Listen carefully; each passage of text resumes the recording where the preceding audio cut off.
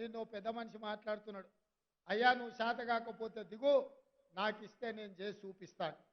నేను ఆ పెద్ద మనిషిని అడగదలుచుకున్నా. ఆయన కూడా అంతో ఇంత చదువుకున్నాడు. ఈడున్న ఉపాధ్యాయులు అందరు చదువుకున్నోళ్ళే. 300 ఏళ్ల కింద ఔరంగజేబు అని ఉండేటోడు గుర్తుంది అనుకుంటా మీకు అందరికీ.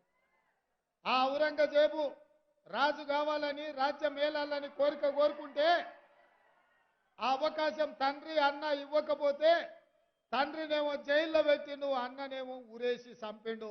అప్పటి నుంచి వెన్నుపోటుకు మారు పేరు ఔరంగజేబు అని ఇవాళ చరిత్రలో ఉన్నది. ఇవాళ హరీష్ రావు కూడా మరో ఔరంగజేబు అవతారం ఎత్తాల్సిందే తప్ప 10 సంవత్సరాలు మీరే కదా అధికారంలో ఉన్నది.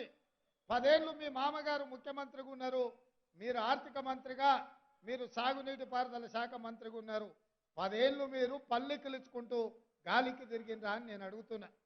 ఇవాళ మీరు కట్టిన మేడిగడ్డ పేక మేడల్లా కూలిపోతే 1,00,000 కోట్ల రూపాయలు ఖర్చు పెట్టి 1,00,000 ఎకరాలకు నీళ్లు ఇవ్వకపోతే ఇవాళ కాగు నివేదిక శాసనసభలో ప్రవేశపెట్టినాం. ఉపాధ్యాయులారా మీరు ఒక్కసారి అది చదవండి.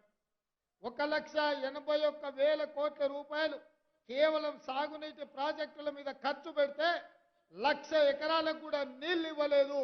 ఇంత దుర్మార్గమైన దోపిడీ ప్రభుత్వాన్ని ఈ భూ ప్రపంచం మీదనే ఎవరు చూడలేదు.